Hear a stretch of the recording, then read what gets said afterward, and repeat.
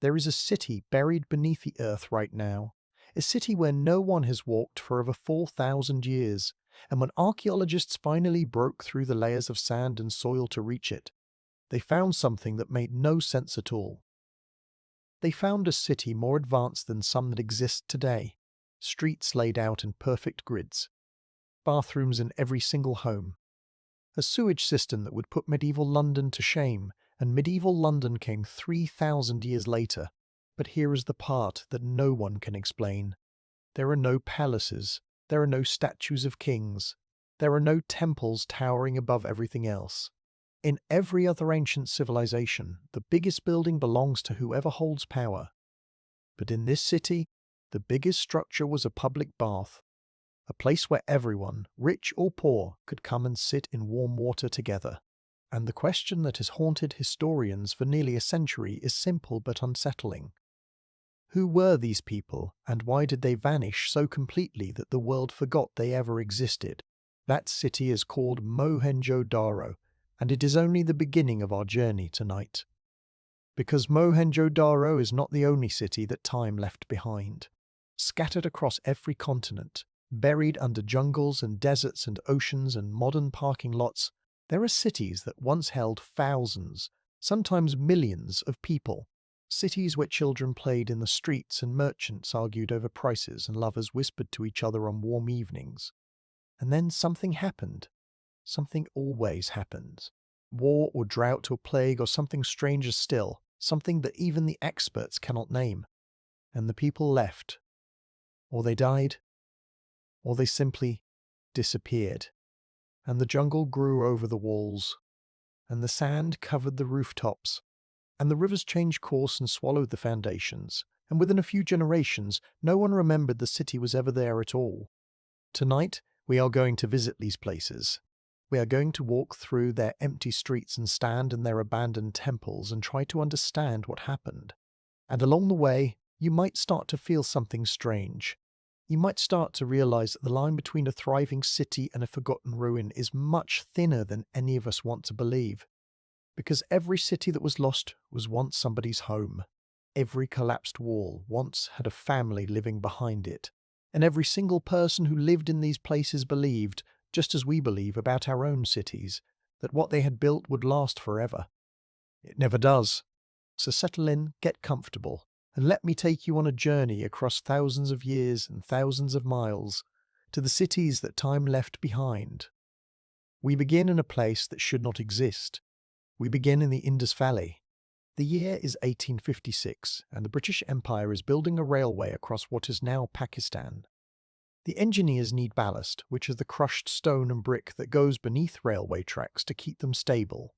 And someone, probably a local worker whose name history never bothered to record, mentions that there are old bricks scattered across the landscape near a series of mounds along the Indus River. Millions of bricks, in fact, just lying there. The engineers do not ask where the bricks came from. They do not wonder why there are so many of them, or why they are all exactly the same size. They simply take the bricks and use them to build the railway. Miles and miles of railway track laid on top of bricks that were made by human hands over 4,000 years ago.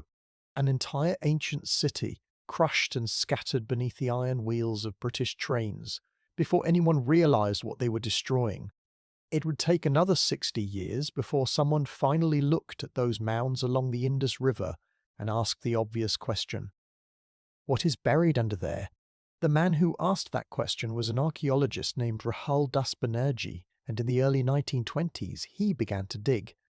What he found beneath those mounds would rewrite the history of human civilization. Because under the dirt, under the centuries of accumulated soil and sand and neglect, there was a city. Not a small settlement, not a collection of primitive huts. A city, a real planned, sophisticated, enormous city, and it was older than anyone had imagined possible. The city had been built around 2500 BCE, which meant it was contemporary with ancient Egypt and ancient Mesopotamia, the two civilizations that, at that time, every historian believed were the only advanced societies on Earth during that era. But here was a third one, hiding under the ground in South Asia, and in many ways it was more impressive than either of them. They called it Mohenjo-Daro. which means Mound of the Dead in the Sindhi language, and the name was given not by the people who built it, but by the people who lived in the area thousands of years later. The original name of the city is lost. Completely lost. We do not know what the people who lived there called their home. We do not know what language they spoke. We do not know the name of a single person who ever lived there. We cannot read their writing. They left behind thousands of inscriptions on small stone seals, and not one of them has ever been deciphered. The Indus Valley script remains one of the great unsolved puzzles of human history, and despite over 100 years of trying, despite supercomputers and artificial intelligence and some of the greatest linguistic minds in the world working on the problem, we still cannot read a single word. Think about that for a moment. We can read Egyptian hieroglyphics. We can read Mesopotamian cuneiform. We can read scripts that are thousands of years old from civilizations on the other side of the world. But the writing of Mohenjo-Daro remains locked, silent, as if the city itself is keeping its secrets even now. But the city does speak to us in other ways. It speaks through its streets and its buildings and its infrastructure. And what it says is astonishing. The first thing you notice if you could somehow transport yourself back to Mohenjo-Daro at the height of its power around 2000 BCE is the grid. The streets are laid out in a precise north-south and east-west grid pattern, like a modern American city. This might not sound remarkable to you because you're used to cities with planned streets. But in 2000 BCE, this was extraordinary. Most ancient cities grew organically, meaning they started as a few buildings clustered together and then expanded outward in a tangled mess of narrow, winding lanes and dead-end alleys. The streets of ancient Rome, which would not be built for another 1500 years, were famously chaotic. The streets of medieval European cities were so narrow that people on opposite sides could reach out their windows and shake hands with their neighbors across the road. But Mohenjo-Daro, built thousands of years before any of those cities, had wide, straight, well-planned streets that intersected at right angles. The main streets were 30 feet wide. 30 feet! You could drive 2 modern cars side by side down the main streets of Mohenjo-Daro with room to spare. And running beneath those streets was something even more remarkable. A sewage system. Every house in Mohenjo-Daro, and I do mean every house, had a private bathroom with a drain that connected to a covered channel running beneath the street outside. These channels carried wastewater away from the homes and out of the city. The channels were lined with brick and covered with stone slabs that could be lifted for cleaning and maintenance. There were inspection holes at regular intervals so that workers could access the system and clear blockages. This was not primitive drainage, this was engineering. Sophisticated, thoughtful, well-maintained engineering. Now here is what makes this significant. London, one of the greatest cities in the history of the world, did not have a functioning sewage system until 1865. That is less than 200 years ago. For most of its history, Londoners threw their waste into the street or into the Thames, the same river they drank from, and thousands of people died of cholera and other waterborne diseases as a result. The Great Stink of 1858, when the smell of the Thames became so overpowering that Parliament could not meet because the stench was too terrible, finally forced the British government to build a modern sewage system. But the people of Mohenjo-Daro had already solved this problem. They solved it nearly 4,000 years before the British, and they solved it so well that their system would still be considered competent by modern standards. And if you are thinking that perhaps Mohenjo-Daro was some kind of royal city, a place built for the elite where only the wealthy lived in such comfort, the evidence suggests otherwise. The houses in Mohenjo-Daro are remarkably similar in size and construction.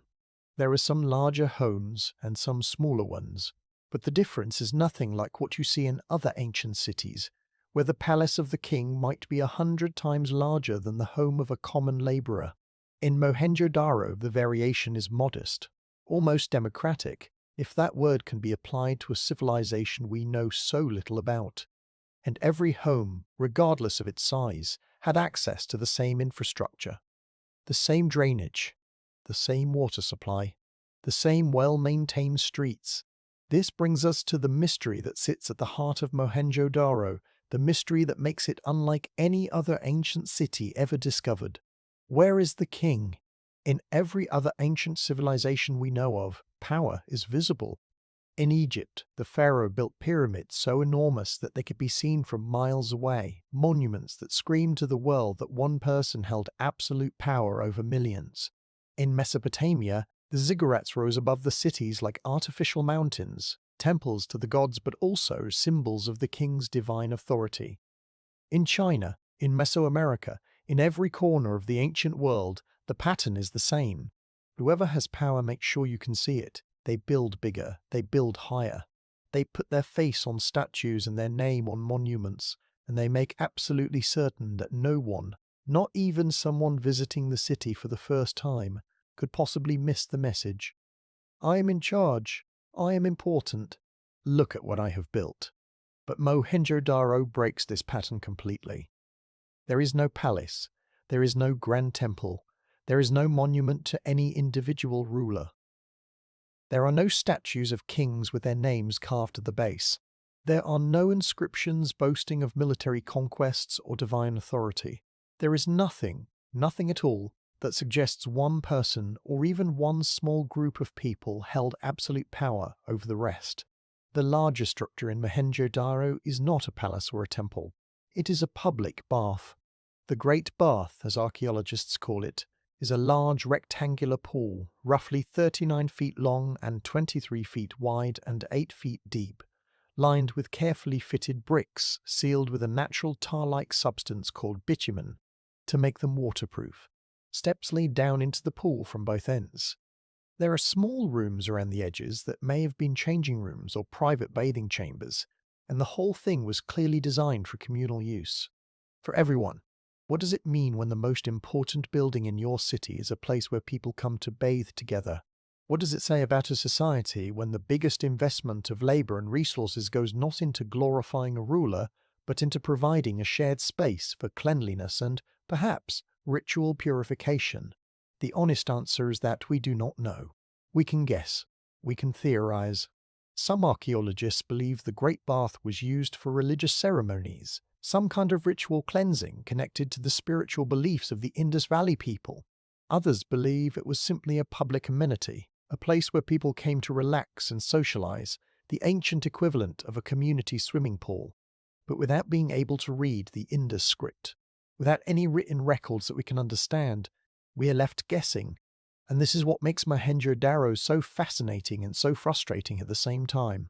It is a city that gives us just enough information to make us desperately curious, but not enough to satisfy that curiosity. It is a city of answers and questions tangled together, and the questions always seem to outnumber the answers. But let us keep exploring, because the layout of the city has more to tell us. Mohenjo-Daro was divided into two main sections. The western part of the city was built on a raised artificial mound, a platform of mud brick about 40 feet high, and this elevated section is sometimes called the citadel, though that name is misleading because there is no evidence it was a military fortification.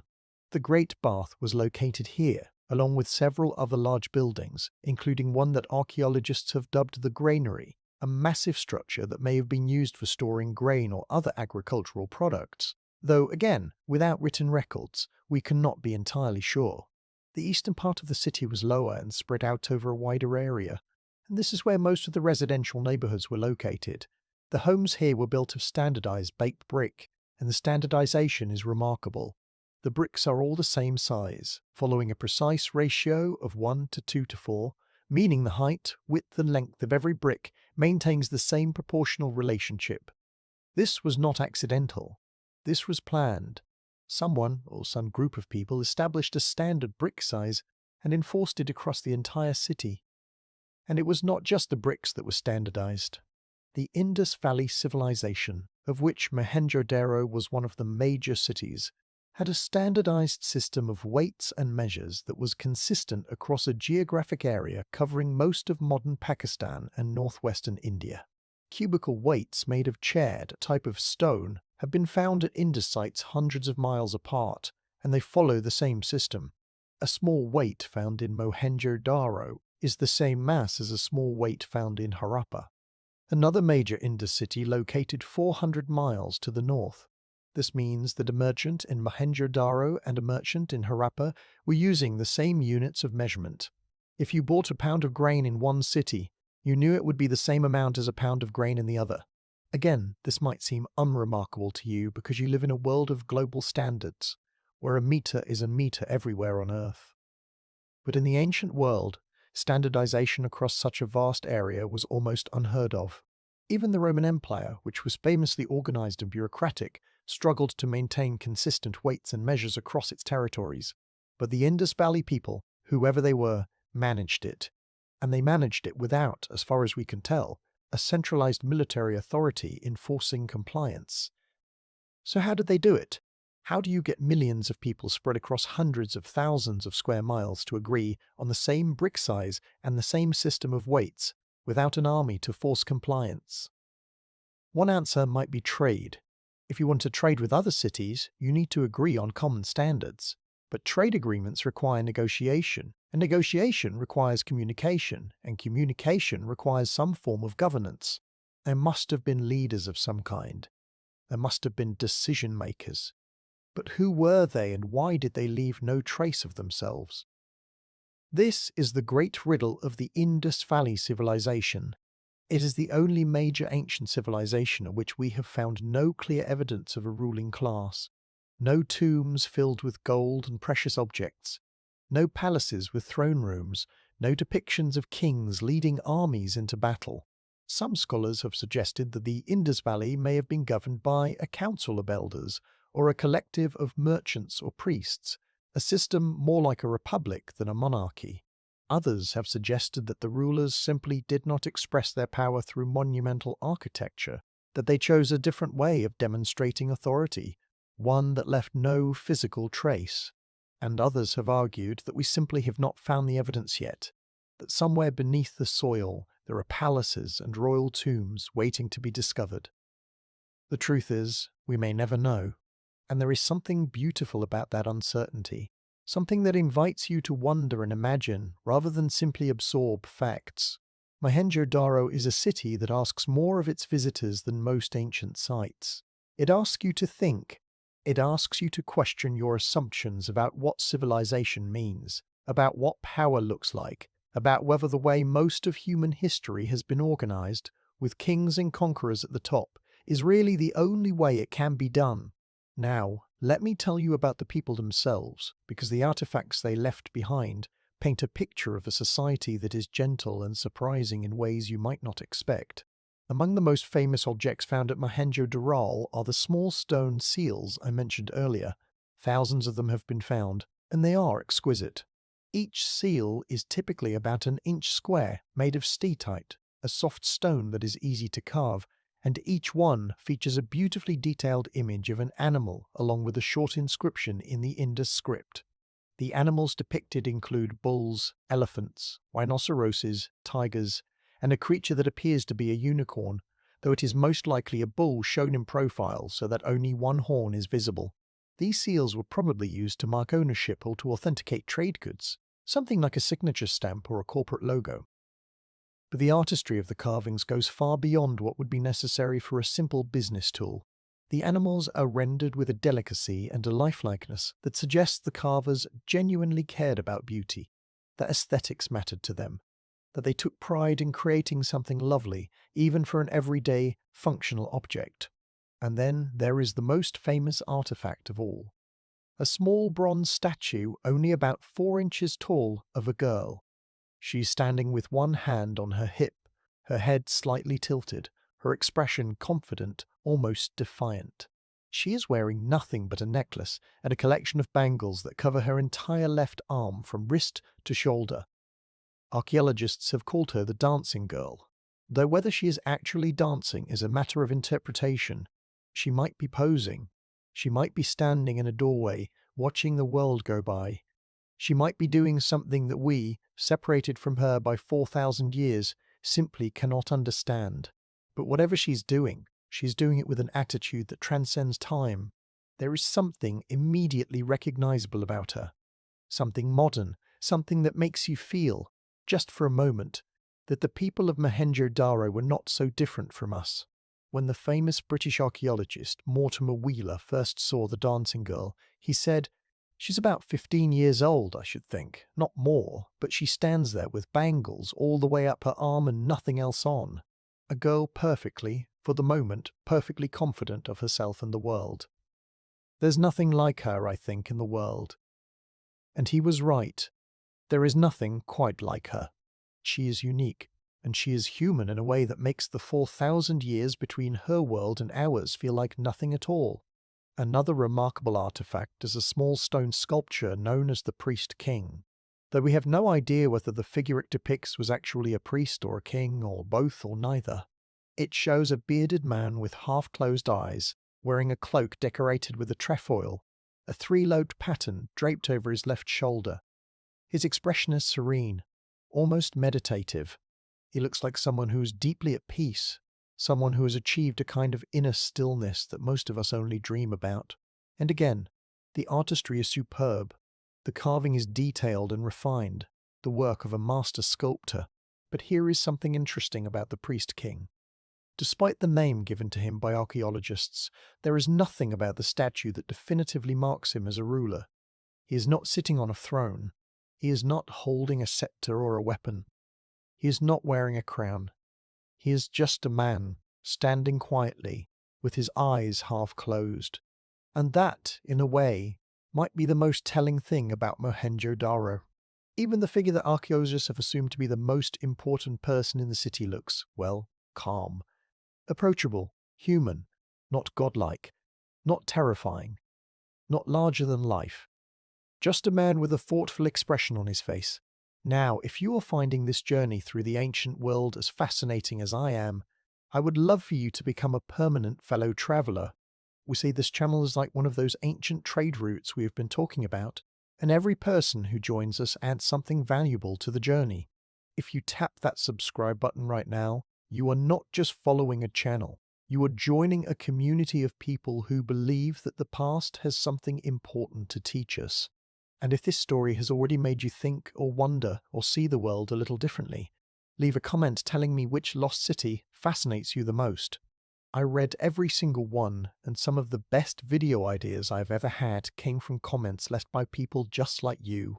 Drop a like too while you are at it, because every like tells the algorithm that this story deserves to be heard by more people, and honestly, I think it does.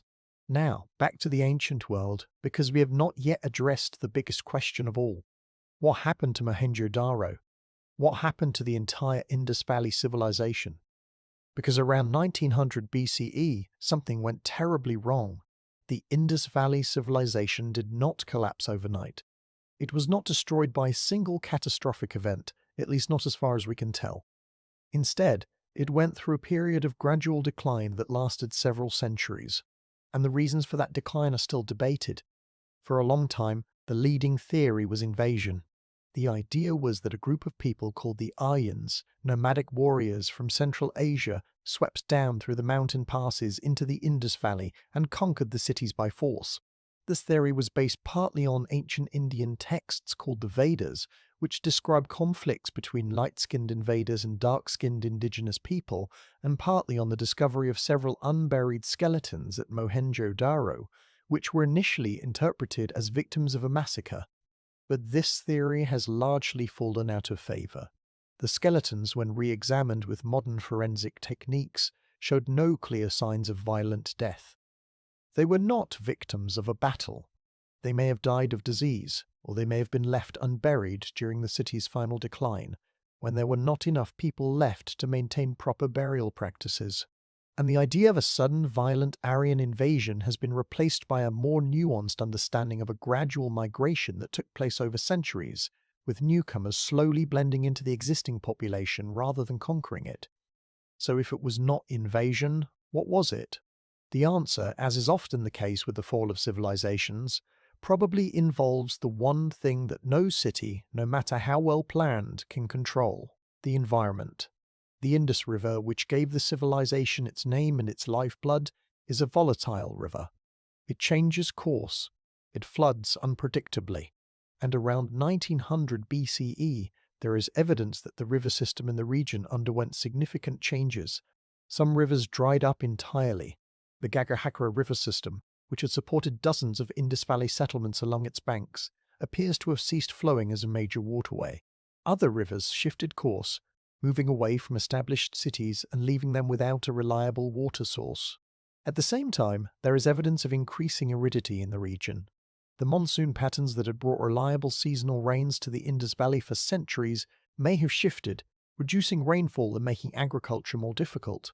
Crops failed, food became scarce, and people began to leave. But they did not simply die. The Indus Valley civilization did not end in a dramatic collapse. It ended in a dispersal. The people of Mohenjo-Daro and Harappa and the other great cities did not vanish from the face of the earth. They moved. They migrated eastward and southward into the Ganges Plain and the Deccan Plateau, carrying with them fragments of their culture, their knowledge, their way of life. Some scholars believe that elements of Indus Valley culture survived in later Indian civilization, in the emphasis on ritual bathing, in certain artistic motifs, in the systems of weights and measures that continued to be used for centuries after the cities themselves were abandoned. But the cities were abandoned. Mohenjo-Daro, which had been home to perhaps 40,000 people at its peak, was slowly emptied of its inhabitants. The streets that had once been busy with foot traffic and ox carts grew quiet. The drainage system, without anyone to maintain it, began to clog and crumble. The bricks, exposed to the elements without repair, began to erode. Dust accumulated in the corners of empty rooms. Weeds pushed through the gaps between paving stones. And eventually, the Indus River itself, that unpredictable, life-giving, city-destroying river, flooded over the ruins and buried them under layers of silt, and the world forgot. For nearly 4,000 years, Mohenjo-Daro lay beneath the earth, unknown and unremembered. Empires rose and fell above it. Alexander the Great marched his army through the region in 326 BCE, and he never knew that beneath his feet lay a city older than anything in his homeland of Greece. The Mughal Empire built magnificent cities and monuments across the subcontinent, and they never knew either. The British built their railway, and they crushed the ancient bricks into gravel without a second thought. It was not until the 1920s that Mohenjo-Daro was rediscovered, and even now, nearly 100 years later, we have excavated only about a third of the city. The rest remains buried, waiting, keeping its secrets a little longer. And Mohenjo-Daro today faces a new threat. The very thing that buried it is now destroying it. Rising groundwater, driven by irrigation from the Indus River, is seeping into the ancient bricks and dissolving the salt within them, causing the bricks to crumble and the walls to collapse. Despite being declared a UNESCO World Heritage Site in 1980, Mohenjo-Daro is slowly disintegrating. Some experts estimate that without significant intervention, the exposed ruins could be completely destroyed within the next 20 years. A city that survived 4,000 years underground may not survive another generation above it. There is something deeply sad about that, but also something that feels almost inevitable. Cities, like people, have lifespans. They are born, they grow, they thrive, and eventually they fade. And the earth, patient and indifferent, reclaims what was always hers. But our journey is far from over, because Mohenjo-Daro, as remarkable as it is only one of hundreds of cities that time has swallowed. And the next one I want to tell you about is very different. It was not a city of careful planning and quiet order. It was a city of excess and indulgence and volcanic destruction, and its name, even after 2,000 years, still carries a whiff of scandal and catastrophe. Let us travel now to the Bay of Naples, to the shadow of a mountain that was, for most of human history, considered perfectly safe. Let us go to Pompeii. The year is 79 AD, and Pompeii is a prosperous Roman city of perhaps 11,000 people.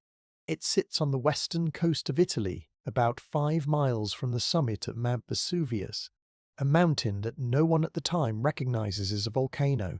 The Romans know that the soil around Vesuvius is extraordinarily fertile, perfect for growing grapes and olives, and the other crops that sustain the Mediterranean diet. They know that the mountain sometimes rumbles and shakes, but earthquakes are common in the region, and the people of Pompeii have learned to live with them.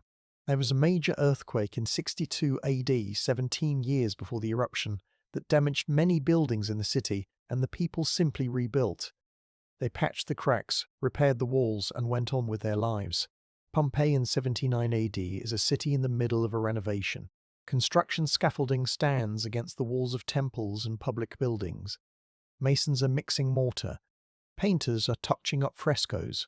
The city is healing itself, which makes what is about to happen even more heartbreaking, because the people of Pompeii genuinely believe that the worst is behind them. They believe that the earthquake of 62 AD was the disaster, the big one, and that everything going forward would be easier. They have no idea that the mountain they can see from their windows, the mountain whose fertile slopes provide them with wine and olive oil and beautiful views, is a bomb. And the fuse has already been lit. But before the eruption, let us walk through the city, because Pompeii is one of the few ancient cities where we can do this in extraordinary detail. The volcanic ash that destroyed the city also preserved it, freezing it in time like a three-dimensional photograph, and the picture it reveals is of a city that is vibrant, messy, contradictory, and overwhelmingly human. The streets of Pompeii are paved with large, flat stones, and they are grooved with ruts from the iron-rimmed wheels of carts and wagons.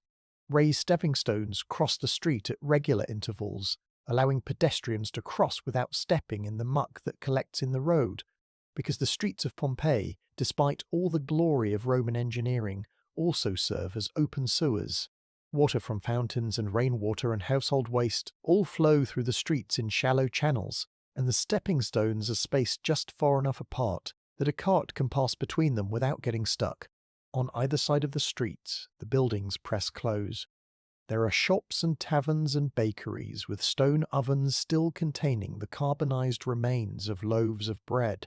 There are thermopolia, which are the Roman equivalent of fast food restaurants, small counters built into the front walls of buildings with large clay pots set into them, holding ready-to-eat food like stews and porridges and soups. The people of Pompeii ate out a lot. Many of the smaller homes did not have proper kitchens because cooking over an open fire in a small enclosed space was a significant fire hazard, so the residents bought their meals from these street-side vendors, much the way people today might grab lunch from a food truck. The walls of Pompeii are covered in graffiti, and this is not the kind of graffiti you might expect from an ancient civilization, not solemn inscriptions praising the gods or recording the deeds of emperors. This is the kind of graffiti you would find on the bathroom wall of a modern dive bar. Campaign slogans for local elections, declarations of love, crude insults, advertisements for gladiatorial games, complaints about neighbors, and a truly astonishing amount of sexual boasting that is too explicit to repeat here, but that would make even a modern person blush. The graffiti of Pompeii is, in its own way, one of the most honest documents of ancient life ever found, because it was not written by historians or politicians or priests trying to present a particular version of events. It was written by ordinary people, in their own words expressing their own thoughts and feelings, and it is raw and unfiltered, and sometimes very funny. One piece of graffiti reads simply, "I don't want to sell my husband." Another says, "Lovers are like bees, they live a honeyed life." Another, less poetically, says, "Gaius was here, he thinks of his Fortunata." And my personal favourite, scratched into the wall of a tavern, says, "We two dear men, friends forever, were here. If you want to know our names, they are Gaius and Aulus." Something about that one always gets me. Two friends out for a drink, carving their names into the wall of a bar to prove they were there together. It is such a small, human, timeless gesture. And it survived 2,000 years and a volcanic eruption. The houses of the wealthy in Pompeii are spectacular. They are built around central courtyards called atria, open to the sky, with shallow pools in the centre to collect rainwater. The walls are decorated with elaborate frescoes, paintings depicting scenes from mythology, landscapes, still lifes of Frisian flowers, and sometimes scenes of a more private nature. The floors are covered with intricate mosaics made from thousands of tiny coloured stones, and some of these mosaics are famous. The most well-known is a mosaic found at the entranceway of one house depicting a chained dog with the words "came" written beneath it. Beware of the dog. It is the oldest known example of this warning, and it tells us that some things about domestic life really never change. But Pompeii was not just a city of wealth. It was also a city of profound inequality. Mixed in among the grand houses and beautiful public buildings, there were cramped, dark apartments where the poor lived in conditions that would be considered unacceptable by modern standards. And beneath the surface of the city's prosperity, there was slavery. Like all Roman cities, Pompeii's economy ran on enslaved labor.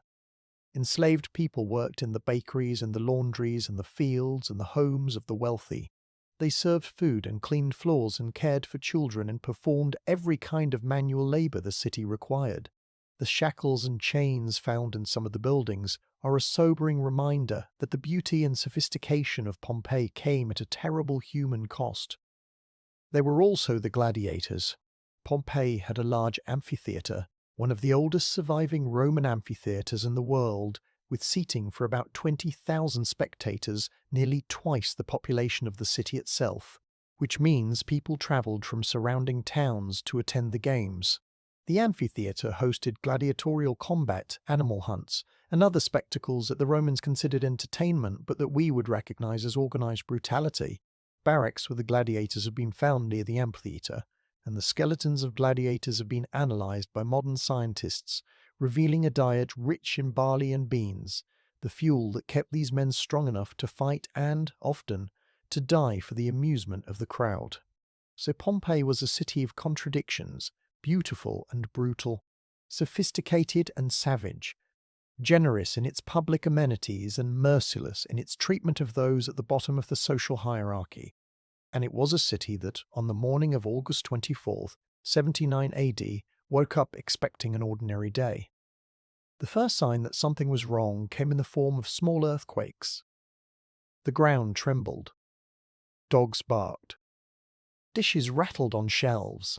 But as I mentioned, earthquakes were common in the area, and most people ignored them or shrugged them off. Then, around midday, the top of Mount Vesuvius exploded. The eruption began with a massive column of volcanic ash, pumice, and gas shooting straight up into the sky at a speed that is almost impossible to comprehend. Within minutes, the column reached a height of over 20 miles, punching through the atmosphere and spreading out at the top like the canopy of an enormous tree. The Roman writer Pliny the Younger, who was across the bay at Misenum and witnessed the eruption from a safe distance, described the cloud as looking like a stone pine tree, with a tall trunk and branches spreading out at the top. This type of eruption is now called a Plinian eruption in his honour. The people of Pompeii looked up and saw the sky turning dark. Ash began to fall, gently at first, like grey snow. Then heavier, then much heavier, then much heavier. Small pieces of pumice, lightweight volcanic rock, began to rain down on the city, bouncing off rooftops and piling up in the streets. Within an hour, the pumice was several inches deep. Within a few hours, it was several feet deep. Roofs began to collapse under the weight. People who had stayed indoors, thinking they were safe, were trapped as doorways became blocked by accumulating debris. Many people fled. They grabbed what they could carry, threw cloaks over their heads to protect themselves from the falling stones, and ran. Some made it to the harbour, where they tried to find boats. Some headed south along the coast road. Some simply ran in whatever direction seemed to lead away from the mountain. And many of them survived. The majority of Pompeii's population probably escaped, based on the relatively small number of bodies found in the ruins compared to the city's estimated population. But not everyone escaped. About 2,000 people, maybe more, remained in the city. Some were too old or too sick to flee. Some were enslaved and unable to leave without their owner's permission. Some chose to stay and protect their homes and their possessions. Some simply did not believe the danger was real until it was too late. And for these people, the worst was yet to come. The eruption continued through the night, and in the early hours of August 25, the eruption column, which had been rising continuously for nearly 18 hours, finally became too heavy to support itself. It collapsed. And when it collapsed, it sent a series of pyroclastic surges, superheated clouds of gas, ash and rock, racing down the slopes of Vesuvius at speeds of over 100 miles per hour and temperatures of over 700 degrees Fahrenheit.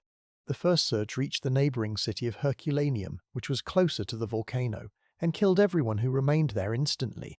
The heat was so intense that it vaporized flesh and boiled the fluids inside people's skulls, causing them to explode. The victims at Herculaneum did not suffer. They died too quickly for that. One moment they were alive, and the next they were not. The surges continued, and the fourth one, or possibly the fifth, reached Pompeii. By this time, the city was buried under nearly 10 feet of pumice and ash, and the only people still alive were those who had found shelter in cellars and sealed rooms. The surge penetrated even these refuges. The superheated gas filled every enclosed space, and the people inside died within seconds, their lungs seared by air hot enough to melt lead. And then the ash continued to fall, layer upon layer, foot upon foot, burying the dead where they lay, covering the rooftops and filling the streets and sealing the entire city under a blanket of volcanic debris that would eventually reach a depth of nearly 20 feet. Pompeii was gone. The survivors, watching from across the bay or from the hills to the south, saw the cloud and felt the earthquakes and knew that their city had been destroyed. Some returned in the following weeks and months, digging through the ash to try to recover valuables. You can see their tunnels in the ruins today, small passages cut through the compacted ash by people searching for money and jewelry and other treasures. But the city itself was beyond saving. It was too deeply buried, too thoroughly destroyed. And over the following decades and centuries, as the survivors died and their children grew old and their grandchildren forgot, Pompeii faded from living memory. The name survived.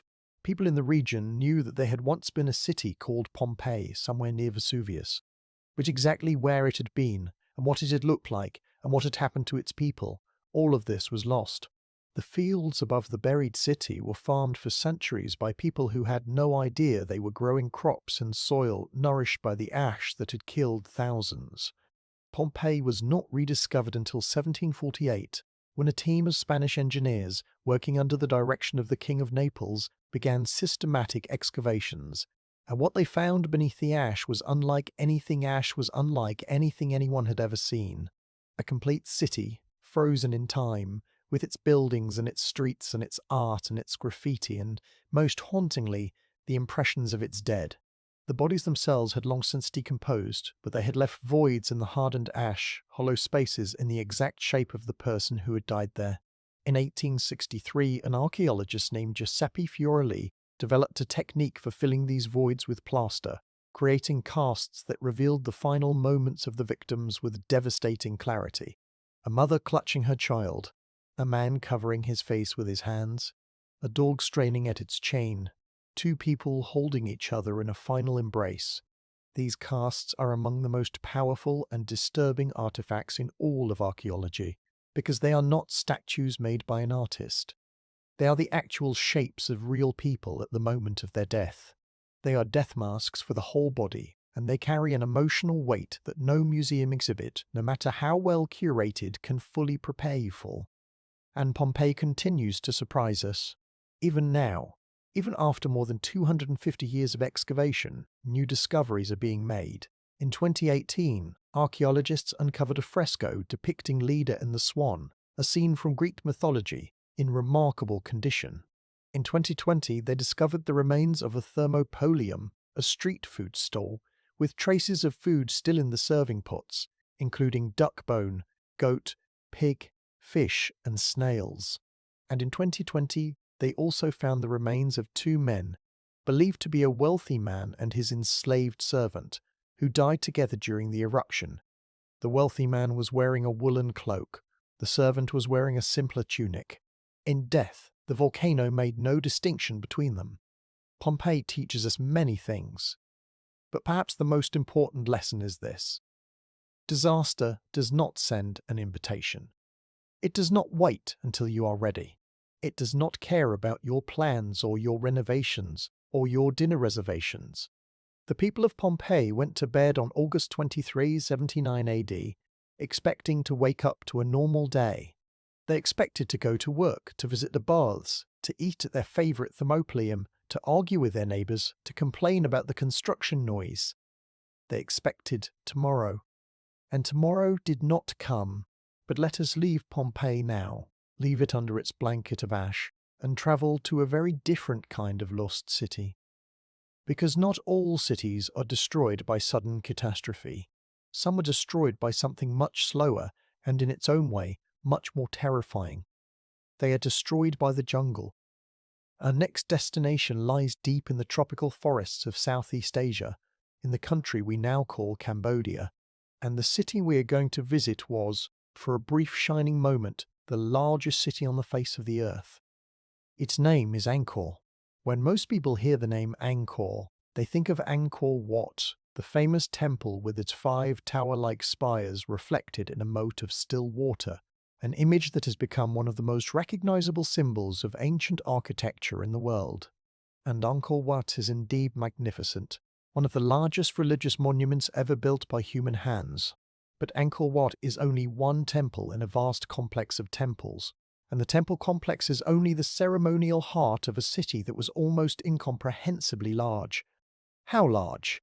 Recent research using a technology called LiDAR, which stands for Light Detection and Ranging, and which uses laser pulses fired from aircraft to map the ground surface beneath dense tree cover, has revealed that the Greater Angkor area covered approximately 400 square miles. 400 square miles. That is larger than modern-day Los Angeles. That is larger than New York City, all 5 boroughs combined. At its peak in the 12th and 13th centuries, Angkor may have been home to between 700,000 and 1 million people, making it the largest pre-industrial city in human history. And almost nobody in the Western world knew it existed, until a French naturalist named Henri Mouhot stumbled upon the ruins in 1860 and wrote about them in a journal that was published after his death. Mouhot did not actually discover Angkor in the truest sense of the word, because the local Cambodian people had always known the temples were there. Monks continued to worship at Angkor Wat even after the city around it had been abandoned. But Mouhot's breathless descriptions of the ruins, which he compared favourably to the greatest monuments of Greece and Rome, captured the imagination of the European public and sparked a fascination with Angkor that continues to this day. But let us go back. Back before the ruins, back before the jungle reclaimed the city, back to the time when Angkor was alive. The story of Angkor begins in the 9th century, when a king named Jayavarman II declared himself the universal monarch of a unified Khmer empire. Jayavarman established his capital in the region of Angkor, near the shores of Tonle Sap, the largest freshwater lake in Southeast Asia. The location was strategic. Tonle Sap has a unique hydrological cycle. During the monsoon season, the Mekong River, swollen with rainfall, actually reverses the flow of the Tonle Sap River, causing the lake to expand to several times its dry season size and flood the surrounding plains with nutrient-rich water. When the monsoon ends and the Mekong recedes, the lake drains back to its normal size, leaving behind vast areas of moist, fertile soil perfect for growing rice. The Khmer kings understood this cycle, and they engineered it. They built an extraordinary network of reservoirs, canals, and channels to capture and store the monsoon floodwaters and distribute them to the rice paddies throughout the dry season. The largest of these reservoirs, called the West Barai, is 5 miles long and 1.5 miles wide and could hold approximately 53 million cubic meters of water. It is still visible today, still holding water, still functioning after nearly 1,000 years. This hydraulic engineering was the foundation of Angkor's power. By controlling the water supply, the Khmer kings could guarantee multiple rice harvests per year, producing a surplus of food that supported a large population and, crucially, freed up labor for construction projects. When your people are not worried about where their next meal is coming from, you can put them to work building temples. And the Khmer kings built temples on a scale that is difficult to comprehend. Angkor Wat, the most famous of these temples, was built during the reign of King Jayavarman II in the first half of the 12th century. It was originally dedicated to the Hindu god Vishnu, though it was later converted to a Buddhist temple. The construction required an estimated 5 to 10 million sandstone blocks, each weighing an average of about 1.5 tons, quarried from a mountain range about 30 miles away and transported to the construction site by a combination of canals and ox-drawn carts. The entire complex is surrounded by a moat that is nearly 600 feet wide and over 3 miles in perimeter, and the moat is not decorative. It serves a structural purpose, stabilizing the sandy soil and preventing the foundations from shifting. The temple itself rises in 3 concentric galleries, each one higher than the last, culminating in the central tower, which reaches a height of about 213 feet above the ground. The walls are covered with bas-relief carvings that tell stories from Hindu mythology, including an enormous depiction of the churning of the ocean of milk, a creation myth in which gods and demons cooperate to churn the cosmic ocean and extract the elixir of immortality. The carving is nearly 50 meters long and contains hundreds of individual figures, each one carved with a precision and expressiveness that is breathtaking. Celestial dancers called apsaras appear throughout the temple, and no two are exactly alike. Each one has a different hairstyle, different jewelry, a different expression. There are nearly 2,000 apsara carvings at Angkor Wat alone, and they represent one of the greatest sustained feats of decorative sculpture in human history. But Angkor Wat was only the beginning. Jayavarman VII, who ruled from approximately 1181 to 1218, was an even more prolific builder. He was a Buddhist, and he constructed the Bayon, a temple at the center of the walled city of Angkor Thom, which features over 200 enormous stone faces gazing serenely in every direction. These faces are believed to represent either the Bodhisattva Avalokiteshvara or Jayavarman VII himself, or perhaps both, and they create an eerie, beautiful effect. No matter where you stand in a temple, no matter which way you turn, one of those faces is looking at you, smiling. The famous smile of the Bayon is enigmatic and peaceful, a cousin of the Mona Lisa's smile, and it makes you feel simultaneously watched over and at peace. Jayavarman VII also built hospitals and rest houses along the roads of his empire, created a network of highways that connected the major cities, and constructed the massive walls and moats of Angkor Thom, the last and greatest capital city of the Khmer Empire. Angkor Thom covers an area of about 3.5 square miles, enclosed by a wall 26 feet high and surrounded by a moat 300 feet wide. The 5 main gates into the city are each flanked by a row of stone figures, 54 gods on one side and 54 demons on the other, all pulling on the body of a giant serpent in a monumental depiction of the churning of the ocean of milk. It is an entrance that was designed to overwhelm, to make anyone passing through it feel that they were entering a realm that was more than human, a place where the boundary between the earthly and the divine was thin, perhaps even non-existent.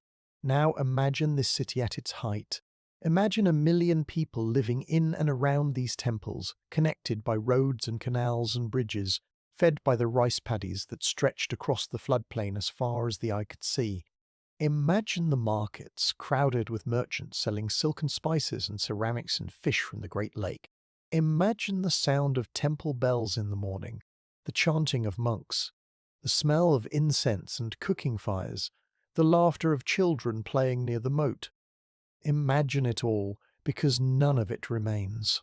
The wooden houses and the market stalls and the living, breathing fabric of daily life have all rotted away. Only the stone temples survive, because the Khmer built their homes of wood and thatch but their temples of sandstone and laterite. The homes of the gods were meant to last forever. The homes of humans were meant to be temporary. And so today, all we see are the temples, rising above the jungle like islands of stone in a sea of green.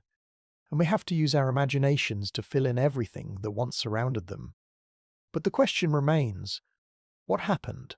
How does a city of 1 million people, the largest city on Earth, a city supported by the most sophisticated hydraulic engineering the medieval world had ever seen, how does such a city simply cease to exist?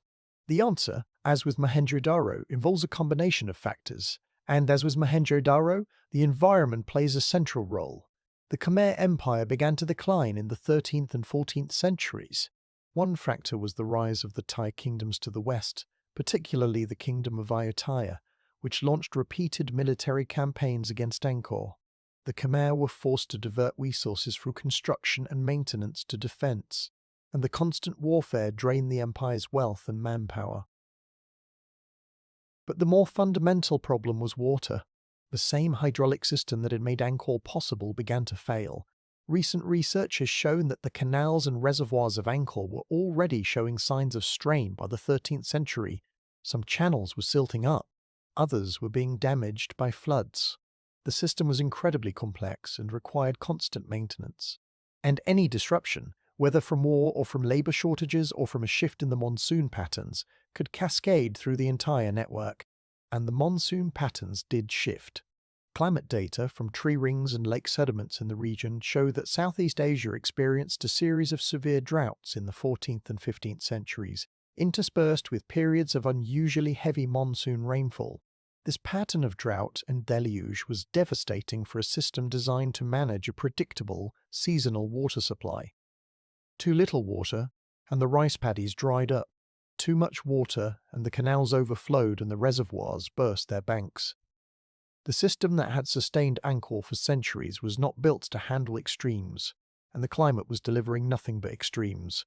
By the 15th century, the Khmer had had enough.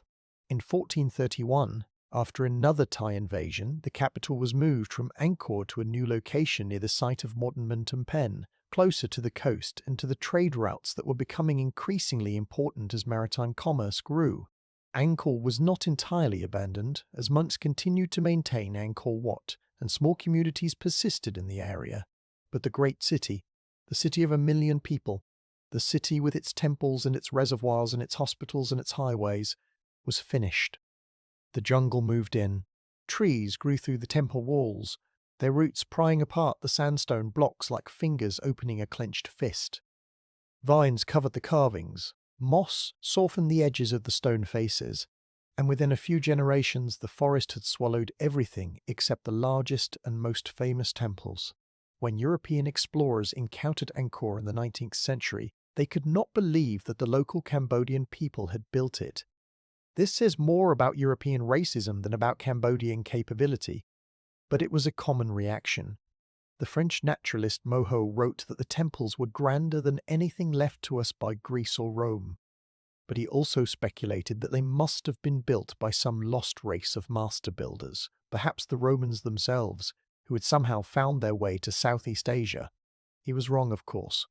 The Khmer built Angkor, and they did it without the benefit of iron tools, without draft animals strong enough to haul the enormous stone blocks. They used human labour in canals for transport. And without many of the engineering advantages that European builders had at their disposal. They did it through ingenuity, through organisation, through an understanding of their environment that was, in many ways, more sophisticated than anything Europe would achieve for centuries. And this is a pattern we see again and again in the story of lost cities. The people who built them were not primitive, they were not simple, they were brilliant, capable, creative people who solved extraordinary engineering challenges and built things that endured for centuries or even millennia, and yet their cities fell. Not because the people were stupid or lazy or decadent, though those explanations have been offered at various times by various historians who should have known better. Their cities fell because the world changed, and the systems they had built to manage their specific environment were not flexible enough to adapt to new conditions. It is a lesson that is worth remembering because our own cities are built on systems, power grids and water mains and supply chains and communication networks that are just as vulnerable to disruption as Angkor's canals or Mohenjo-Daro's reliance on the Indus River. We like to think that our technology makes us immune to the kind of collapse that destroyed these ancient cities. But the people of Angkor probably thought the same thing about their hydraulic system, and the people of Pompeii certainly thought they were safe from the mountain they could see from their windows every day. But let us move on, because there are more cities to visit, more stories to tell, and the night is long. Our next lost city takes us to the heart of Africa, to a place that European historians spent centuries insisting could not possibly have been built by Africans. Its name is Great Zimbabwe, and its story is as much about the politics of race and colonialism as it is about architecture and urban planning. Great Zimbabwe is located in the southeastern hills of the country that now bears its name, the Republic of Zimbabwe. The ruins cover an area of about 1,800 acres and include a series of stone walls, towers and enclosures that are unlike anything else in sub-Saharan Africa. The most impressive structure is the Great Enclosure, an elliptical ring of stone walls that stands over 30 feet high in places and stretches for about 800 feet in circumference. The walls are made of carefully cut granite blocks, fitted together without mortar, and they are topped with a decorative chevron pattern that gives them a distinctive, almost modern appearance. Inside the Great Enclosure stands a conical tower about 30 feet tall, solid stone with no apparent entrance or internal chamber, whose purpose remains unknown. Great Zimbabwe was the capital of a powerful kingdom that flourished between the 11th and 15th centuries. At its peak, the city may have housed between 10,000 and 20,000 people, and it was the center of a vast trade network that connected the interior of Africa with the Swahili coast and, beyond that, with the markets of the Indian Ocean world. Archaeologists have found artifacts at Great Zimbabwe that originated in China, Persia, and India, including Chinese Celadon pottery, glass beads from the Middle East, and coins from the Kilwa Sultanate in present-day Tanzania.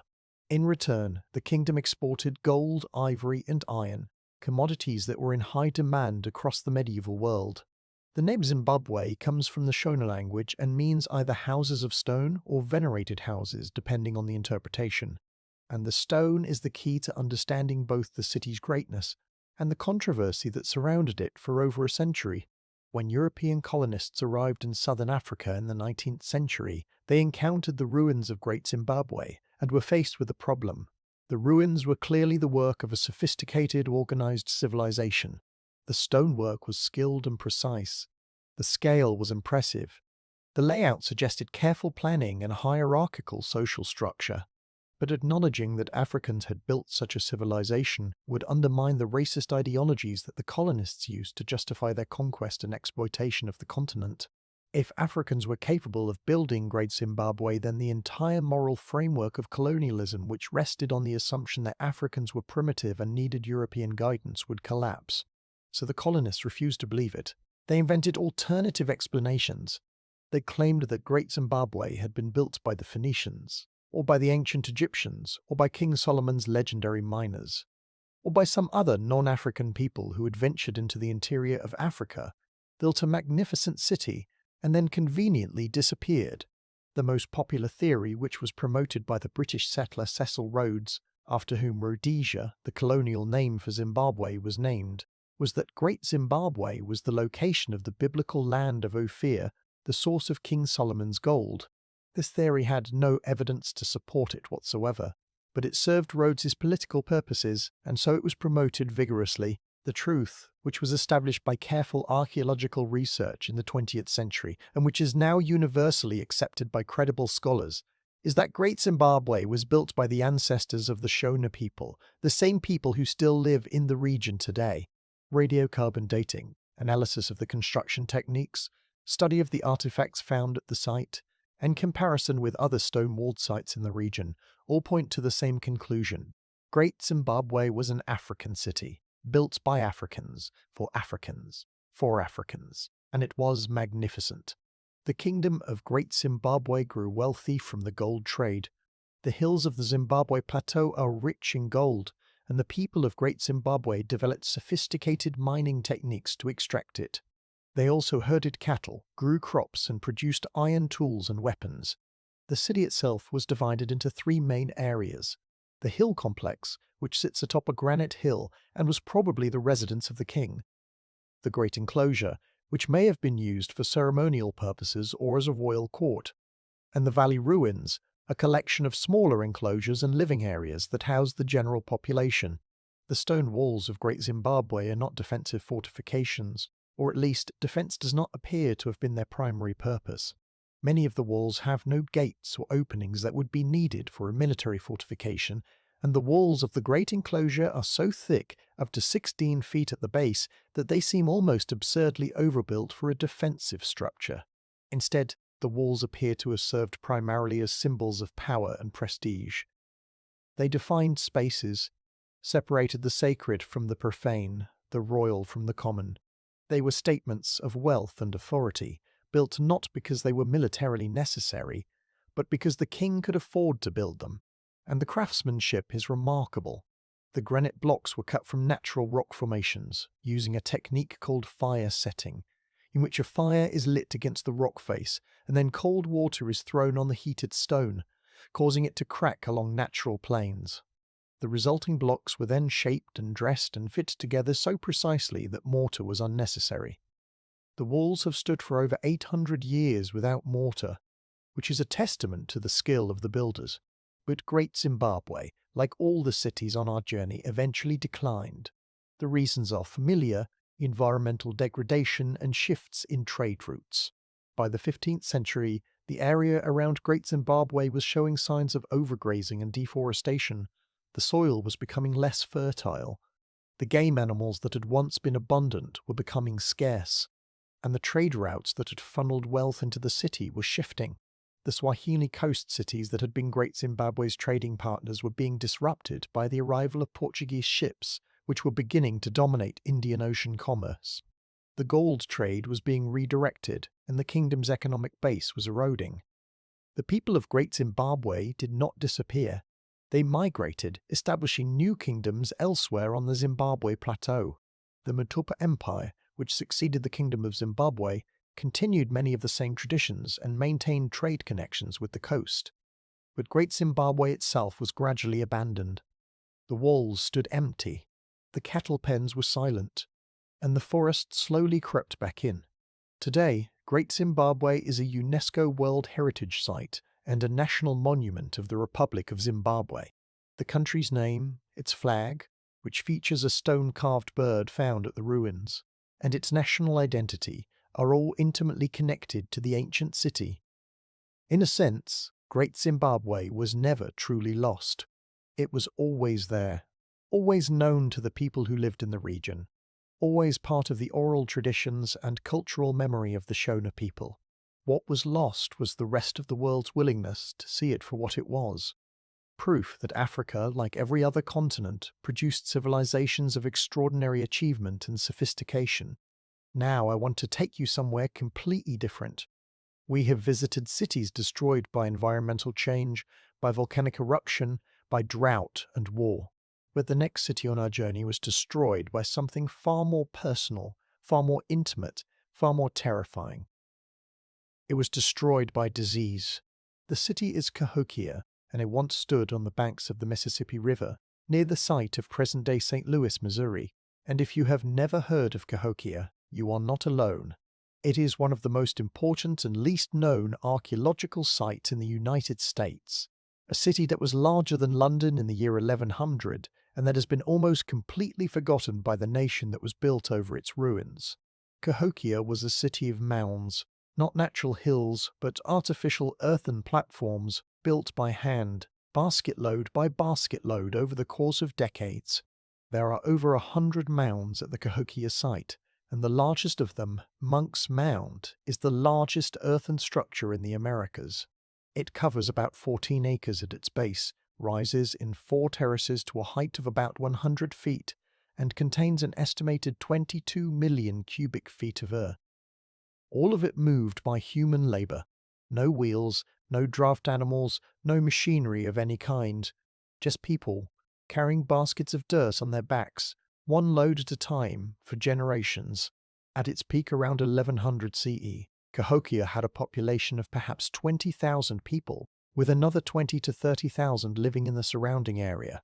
This made it the largest settlement north of Mexico and one of the largest cities in the world at that time. It was the center of what archaeologists call the Mississippian culture, a complex society that extended across much of the eastern United States and was characterized by large-scale agriculture, primarily corn. Long-distance trade networks, elaborate ceremonial practices, and a hierarchical social structure. The people of Cahokia lived in wooden houses covered with thatch and daub, arranged in neighborhoods around the central plaza. The plaza itself was enormous, covering about 40 acres, and it was leveled and graded by hand, a massive engineering project in its own right. Monk's Mound dominated the northern edge of the plaza, and it was almost certainly the residence of Cahokia's paramount chief, a ruler who may have been considered semi-divine. Cahokia was a planned city. The layout was deliberate, organized around the cardinal directions and aligned with astronomical events, including the equinoxes and solstices.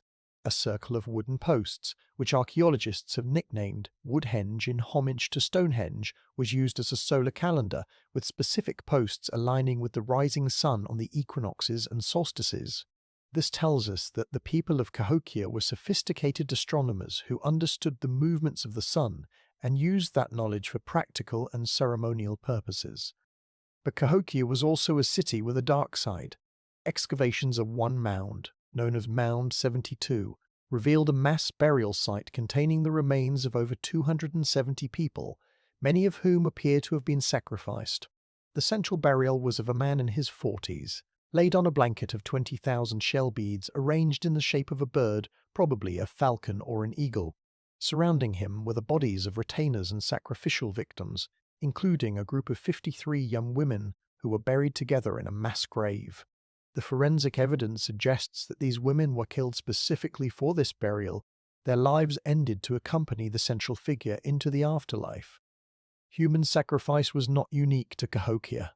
It has been documented in many ancient societies around the world, and it is always disturbing to encounter. But the scale of the sacrifices at Mound 72 and the youth and gender of many of the victims are particularly troubling. They remind us that the past, even the fascinating and impressive past, was often brutal in ways that are difficult to reconcile with our admiration for the achievements of these civilizations. Cahokia's decline began around 1200 CE, only about a century after the city reached its peak. The reasons are not entirely clear, but they likely include a combination of environmental degradation, political instability, and conflict.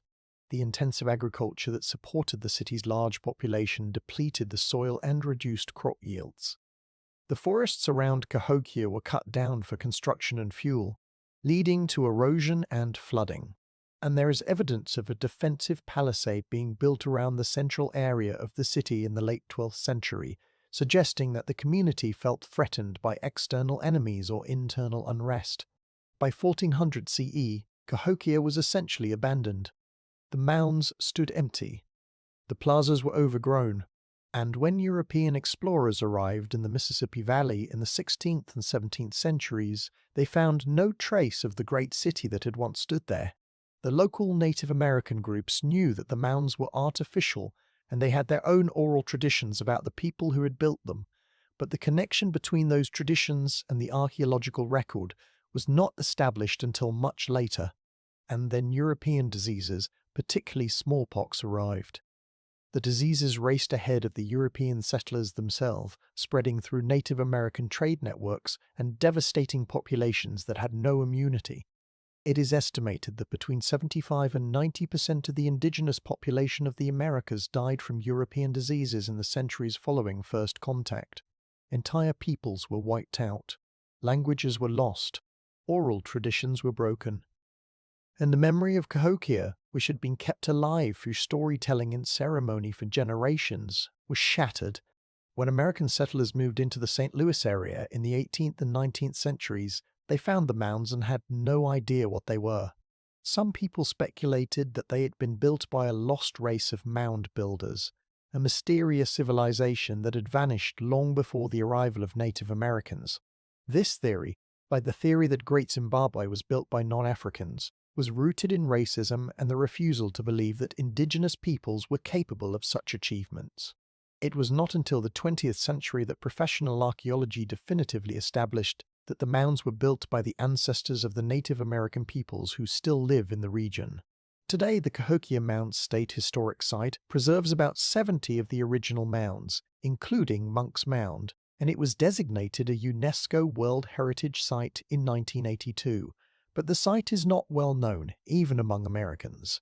It sits in a suburban landscape of strip malls and highways and fast food restaurants, and many of the people who live nearby drive past it every day without knowing that one of the most important archaeological sites in the Western Hemisphere is right outside their car window.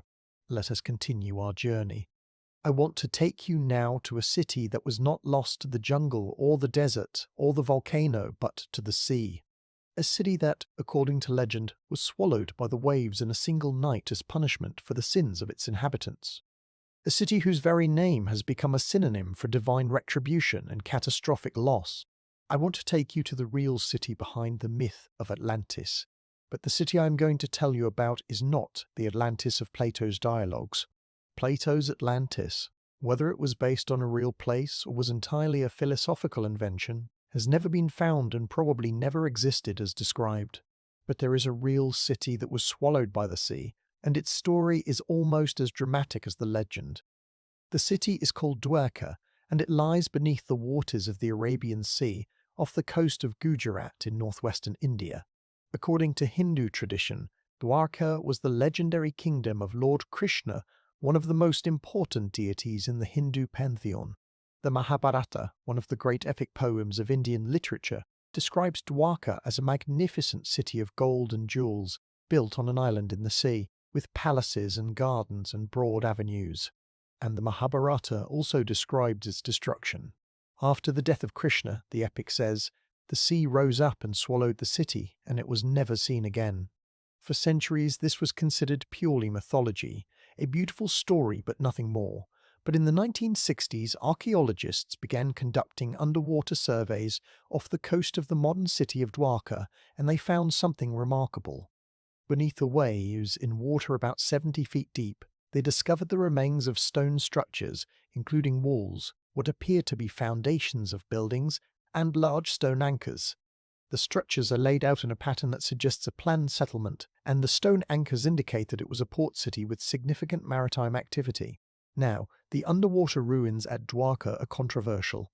The site has not been excavated as thoroughly as many land-based archaeological sites, and the underwater conditions make careful study difficult. Some archaeologists believe the structures are natural rock formations that resemble artificial construction.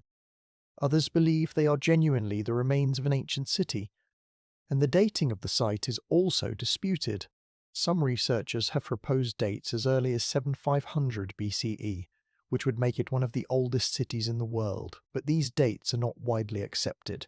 Most mainstream archaeologists who accept the structures as artificial place them in the historical period, perhaps between the 2nd century BCE and the 2nd century CE, which would make them much younger but still significant. What is not disputed is that the coast of Gujarat has changed dramatically over the millennia. Sea levels have risen and fallen, and the coastline has shifted. Cities that were once on dry land are now underwater, and cities that are now inland were once on the coast. The idea that a real city was inundated by the sea in this region is not only possible, but likely. Whether that city is the Dwarka of Krishna's legend is a question that archaeology alone may never be able to answer, because the answer depends on whether you believe that the myths preserve a kernel of historical truth or whether they are entirely products of the human imagination. But the story of Dwarka illustrates a broader truth about lost cities, which is that many of them were lost not to a single dramatic event, but to the slow, relentless rise of the sea. Cities that were built on the coast when sea levels were lower are now underwater, invisible from the surface, accessible only to divers and underwater archaeologists. And there are many of them. Off the coast of Egypt, the ancient city of Heracleion, also known as Tonis, was discovered in 2000 by a French underwater archaeologist named Frank Godiot. Heracleion was once one of the most important port cities in Egypt, the gateway through which Greek traders entered the Nile Delta, and it was mentioned by several ancient writers, including Herodotus, who described a great temple of Heracles located there. But by the 8th century AD, the city had slipped beneath the waves, and for over 1,000 years its exact location was unknown.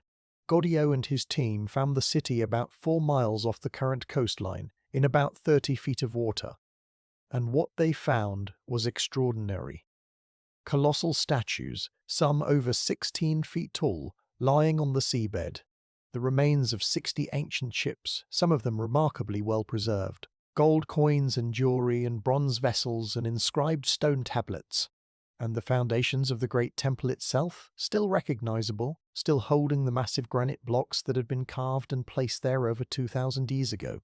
Heracleion was destroyed by a combination of rising sea levels, earthquakes, and the gradual subsidence of the land on which it was built.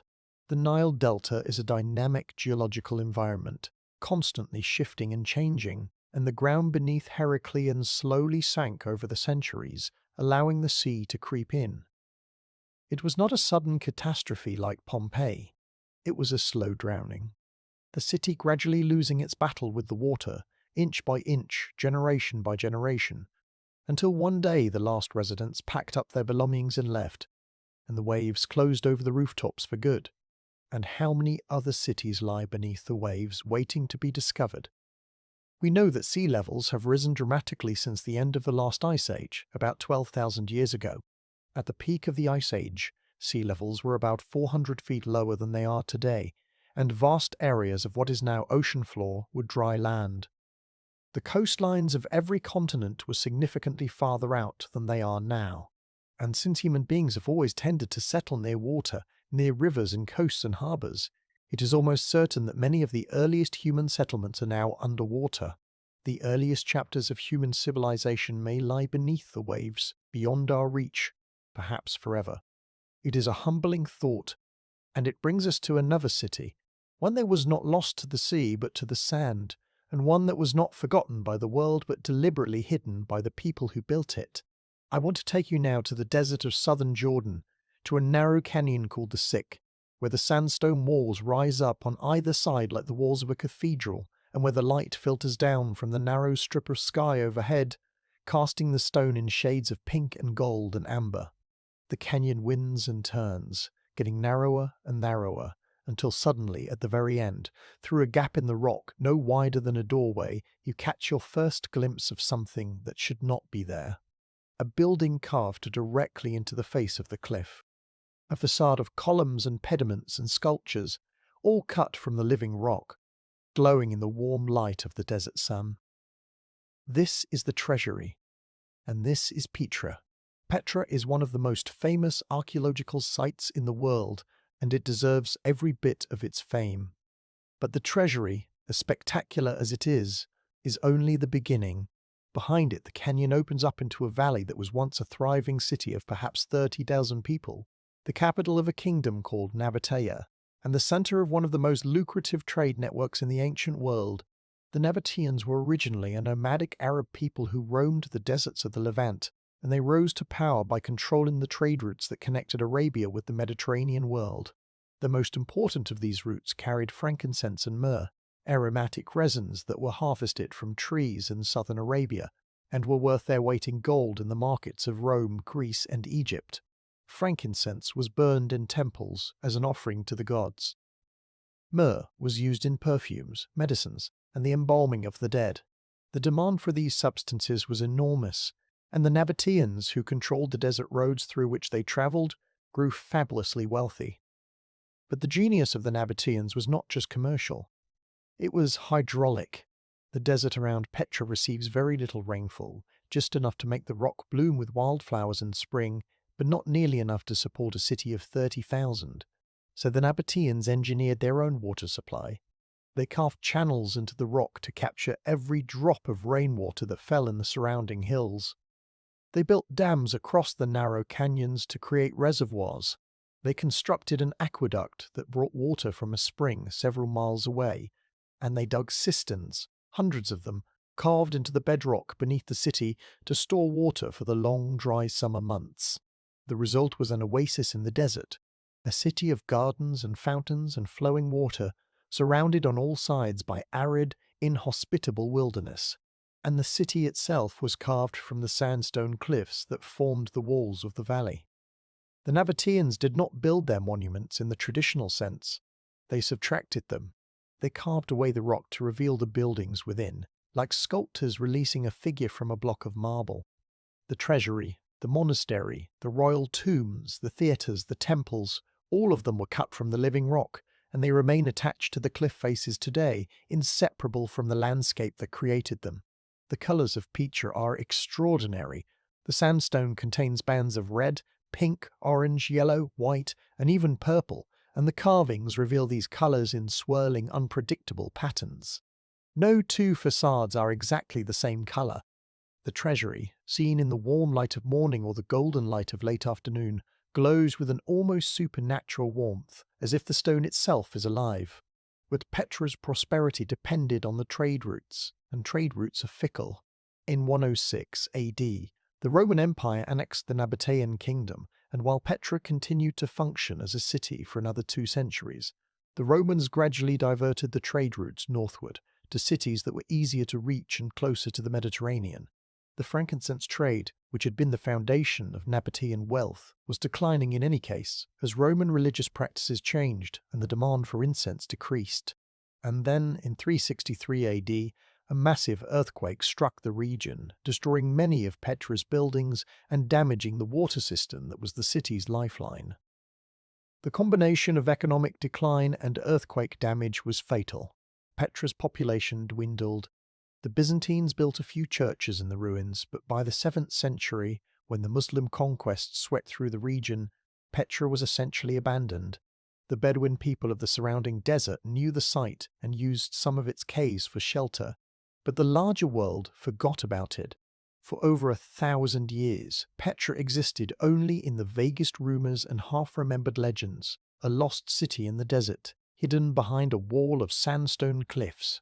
It was rediscovered in 1812 by a Swiss explorer named Johann Ludwig Burckhardt, who had disguised himself as a Muslim pilgrim named Ibrahim ibn Abdallah in order to travel safely through the region. Burckhardt heard local Bedouins speak of a spectacular ruin hidden in the mountains, and he persuaded a guide to take him through the Sikh, pretending that he wanted to sacrifice a goat at a nearby shrine. When he emerged from the canyon and saw the treasury for the first time, he knew immediately that he had found something extraordinary, though he kept his excitement hidden to avoid arousing suspicion.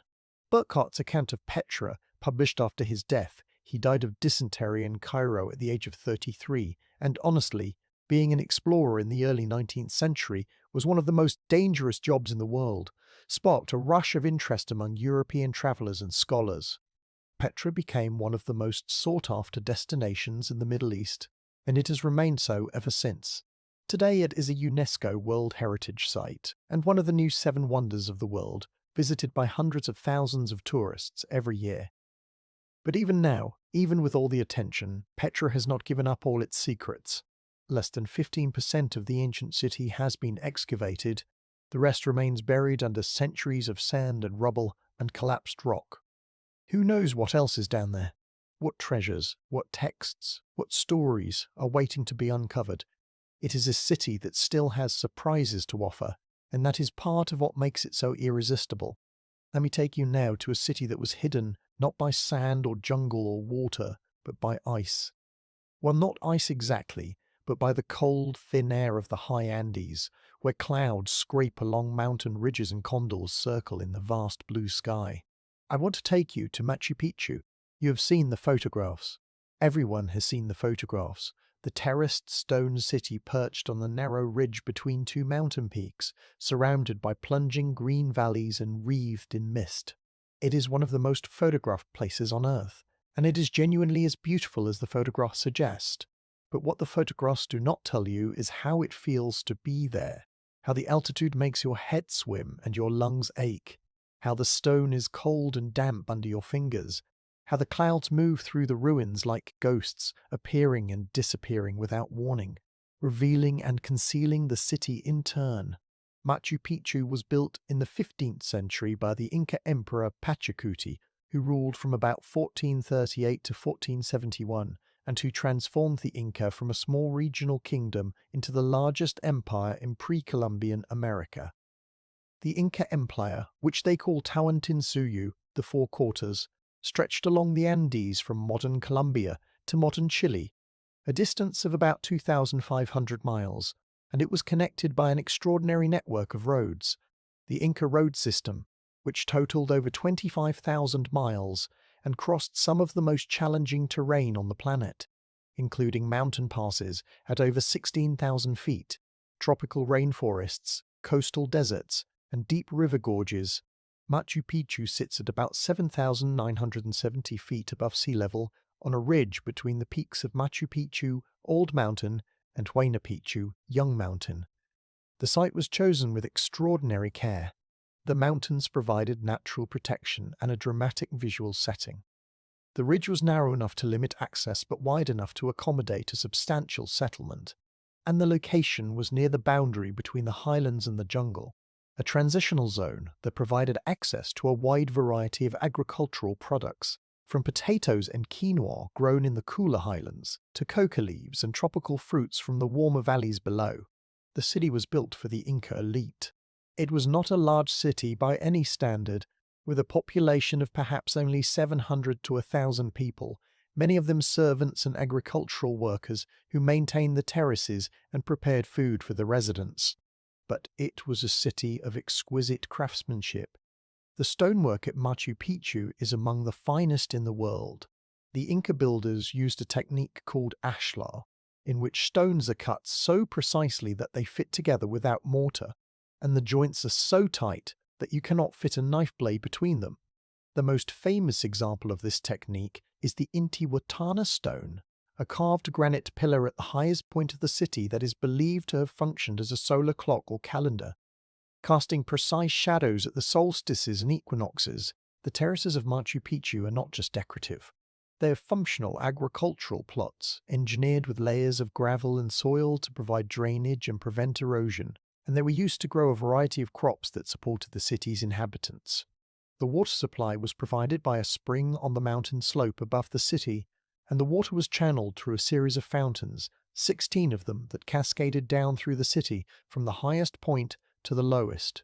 Each fountain was carefully carved from stone, and the channels were engineered with precisely calculated gradients to ensure a steady, even flow. It is elegant, beautiful engineering, and it still works today.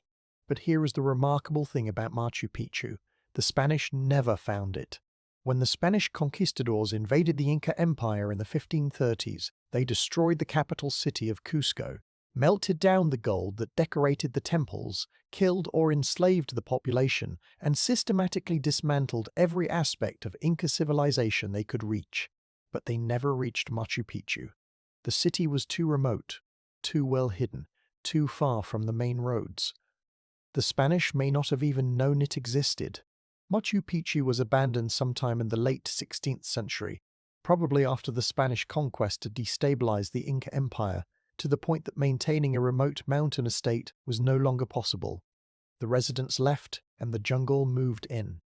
Within a few decades, the terraces were overgrown, the buildings were covered in vines and moss, and the stone walls were hidden by centuries of accumulated vegetation. The city was not truly forgotten. Local farmers in the area knew the ruins were there, and a few of them even used the terraces for their own crops. But the wider world had no knowledge of Machu Picchu until 1911, when an American historian and explorer named Hiram Bingham III, guided by local farmers, climbed the mountain and found the ruins emerging from the undergrowth. Bingham's account of his discovery, published in National Geographic magazine in 1913, made Machu Picchu internationally famous overnight. And it has remained famous ever since, drawing hundreds of thousands of visitors every year and becoming the most recognizable symbol of Inca civilization. But the fame has come at a cost. The constant foot traffic is eroding the ancient stones. The sheer number of visitors is straining the infrastructure and the environment, and the Peruvian government is engaged in the constant balancing act between making the site accessible to the tourists whose money supports the local economy and protecting the ruins from the damage those tourists inevitably cause. Machu Picchu is a reminder that sometimes the best thing that can happen to a lost city is to stay lost. The centuries of obscurity protected it from the Spanish, who would certainly have destroyed it as they destroyed so many other Inca sites. The jungle, for all its invasiveness, wrapped around the city like a protective blanket, keeping it safe until the world was ready, or at least more ready, to appreciate it rather than plunder it. Let me now take you somewhere that most people have never heard of, to a city that is perhaps the most mysterious of all the lost cities we have visited tonight. A city that was built in the middle of the ocean on a coral reef, by people whose origins and methods remain largely unexplained. The city is called Nan Madol, and it lies in the western Pacific Ocean, on the island of Pompeii in the Federated States of Micronesia. Nan Madol is sometimes called the Venice of the Pacific, but that comparison does not do it justice. Venice was built on wooden pilings driven into the mud of a lagoon. Nan Madol was built on artificial islands, 92 of them, constructed from massive basalt columns, stacked like Lincoln logs on the shallow reef flat, along the southeastern shore of Pompeii.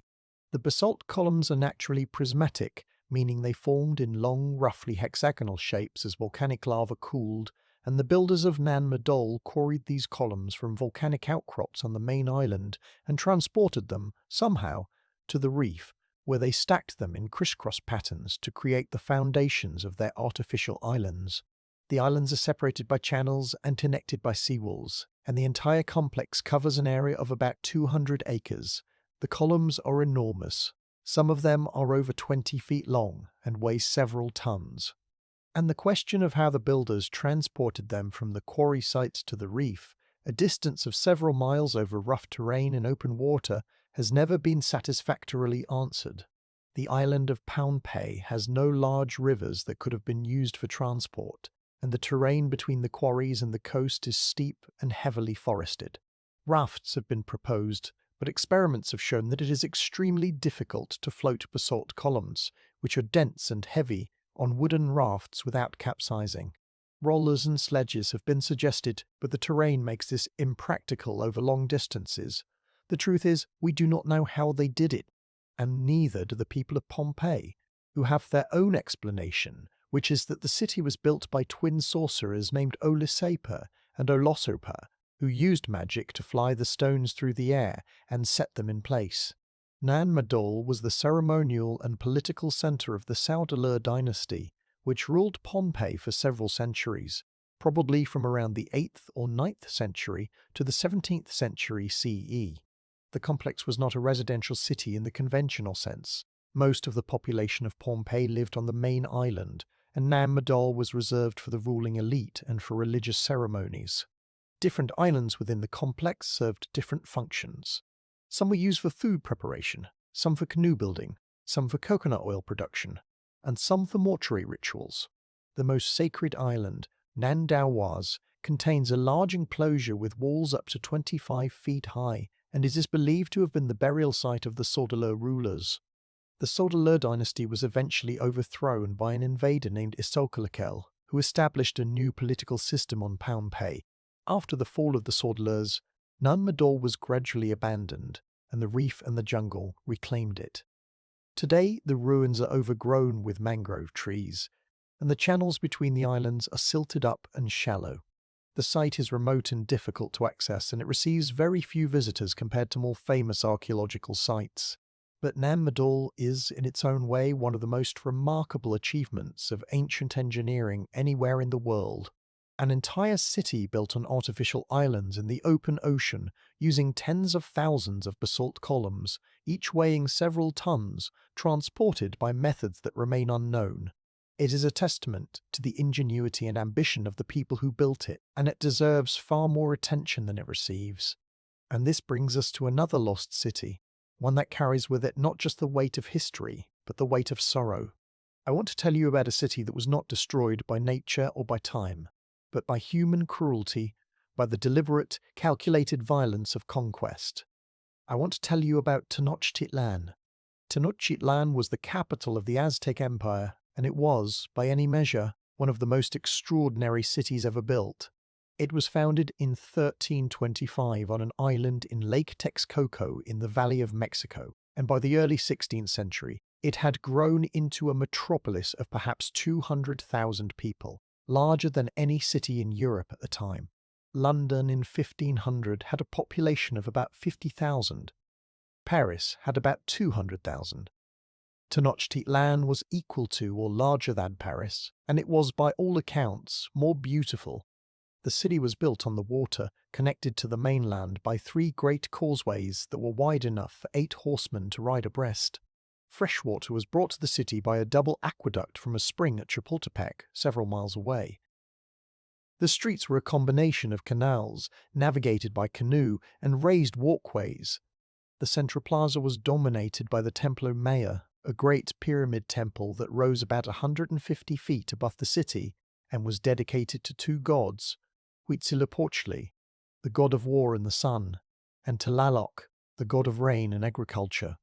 The temple was crowned by 2 shrines, one for each god, and its steps were stained with the blood of human sacrifices. The markets of Tenochtitlan were legendary. The Spanish conquistador Bernal Diaz del Castillo, who accompanied Hernan Cortes on his invasion of Mexico, described the great market of Tlatelolco, the sister city adjacent to Tenochtitlan, in terms of astonishment that bordered on disbelief. He wrote that more than 60,000 people gathered there daily to buy and sell, and that the variety of goods was greater than anything he had seen in Europe. There were stalls selling gold and silver and precious stones, stalls selling feathers and fabrics and animal skins, stalls selling chocolate and vanilla and chili peppers and tomatoes and avocados, foods that were unknown in Europe and that would eventually transform European cuisine.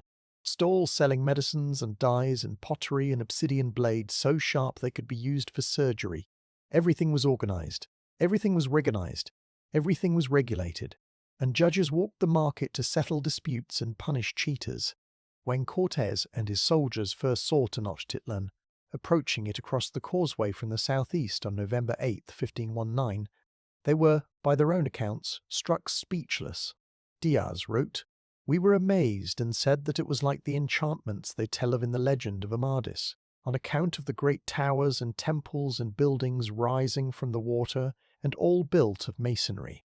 And some of our soldiers even asked whether the things that we saw were not a dream. It was not a dream. But it would soon become a nightmare.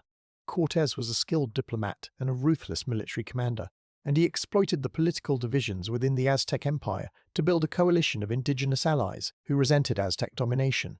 He also had advantages that the Aztecs could not have anticipated: steel weapons and armor, horses, cannons, and, most devastatingly, smallpox. The smallpox epidemic that swept through Tenochtitlan in 1520 was catastrophic. The disease was new to the Americas, and the indigenous population had no immunity. People died by the thousands. Bodies lay in the streets, in the houses, in the canals. The living could not bury the dead fast enough. The Aztec king Cuitlahuac, who had driven Cortes out of the city in a fierce battle known as La Noche Triste, the Night of Sorrows, died of smallpox after ruling for only 80 days. His successor Cuauhtemoc, the last Aztec emperor, was a brave and determined leader. But he was fighting a war on two fronts, against the Spanish and their allies outside the walls, and against the invisible enemy ravaging his people from within. The siege of Tenochtitlan lasted 75 days, from May to August 1521. Cortes cut the aqueduct that supplied the city with fresh water. He blockaded the causeways. He launched attacks from brigantines, small warships that his men had built and carried overland in pieces to the shores of Lake Texcoco. The Aztec defenders fought with extraordinary courage, but they were weakened by disease, starving from the blockade, and outnumbered by the combined forces of the Spanish and their indigenous allies. On August 13, 1521, Tenochtitlan fell. Cuauhtemoc was captured while trying to escape across the lake by canoe. The city was in ruins. The temples had been torn down. The buildings had been destroyed. The canals were choked with rubble and bodies.